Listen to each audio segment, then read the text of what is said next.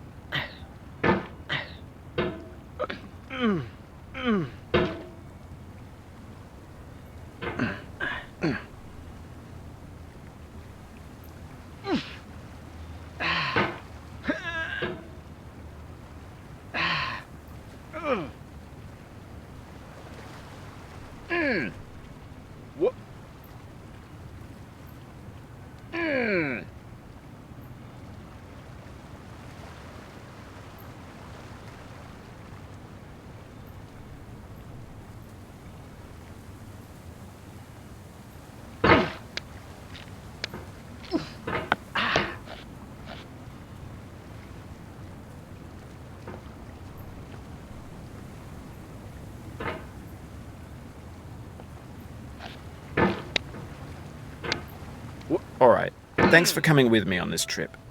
I'll understand if you have to take a break at any point. Just find a safe place to stop and quit the game. Don't worry, I'll save your progress, always. Even your mistakes. This game is a homage to a free game that came out in 2002, titled Sexy Hiking. The author of that game was Jazzuo, a mysterious Czech designer who was known at the time as the father of B games. And B games are rough assemblages of found objects. Designers slap them together very quickly and freely, and they're often too rough and unfriendly to gain much of a following. They're built more for the joy of building them than as polished products.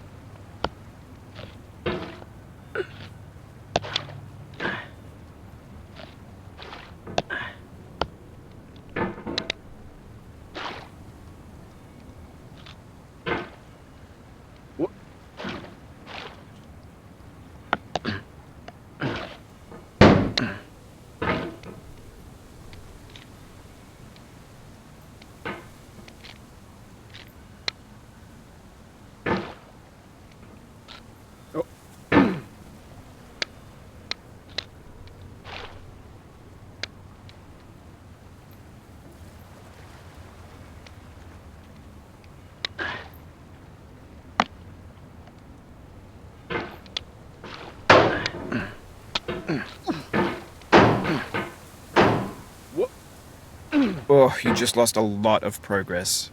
That's a deep frustration, a real punch in the gut.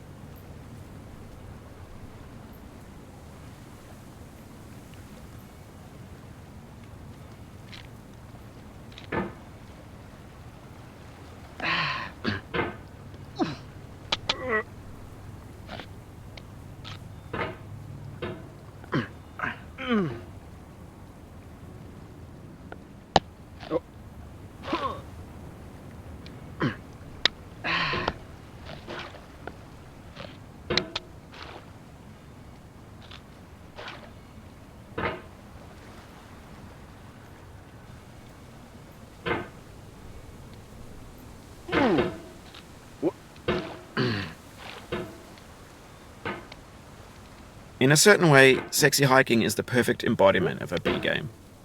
It's built almost entirely out of found and recycled parts, and it's one of the most unusual and unfriendly games of its time. In it, your task is simply to drag yourself up a mountain with a hammer.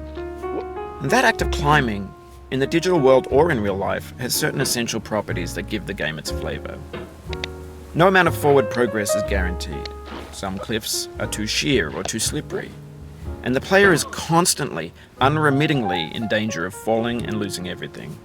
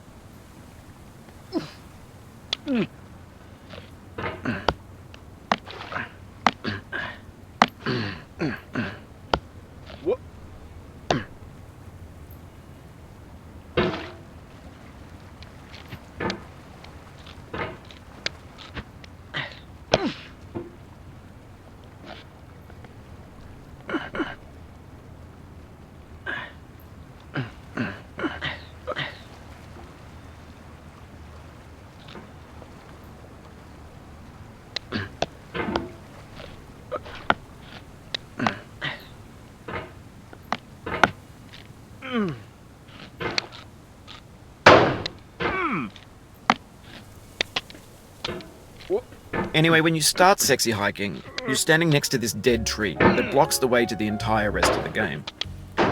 It might take you an hour to get over that tree, and a lot of people never got past it. You prod and you poke at it, exploring the limits of your reach and your strength, trying to find a way up and over. And there's a sense of truth in that lack of compromise. Most obstacles in video game worlds are fake. You can be completely confident in your ability to get through them once you have the correct method or the correct equipment or just by spending enough time.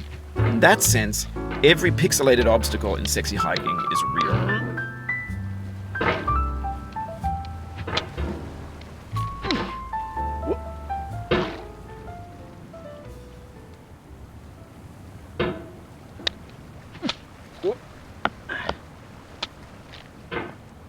Oh no.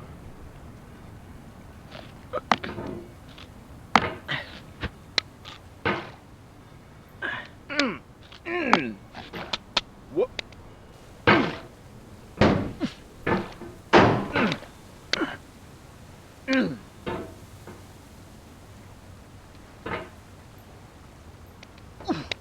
What? What? What?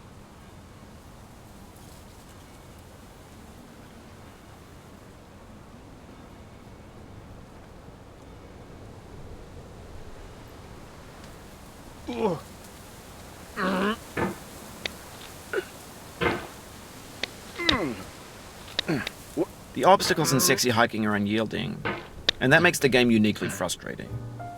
But I'm not sure Jazzuo intended to make a frustrating game. The frustration is just essential to the act of climbing, and it's authentic to the process of building a game about climbing. A funny thing happened to me as I was building this mountain. I'd have an idea for a new obstacle, and I'd build it, test it, and it would usually turn out to be unreasonably hard. But I couldn't bring myself to make it easier. It already felt like my inability to get past the new obstacle was my fault as a player rather than as a builder. Imaginary mountains build themselves from our efforts to climb them, and it's our repeated attempts to reach the summit that turns those mountains into something real.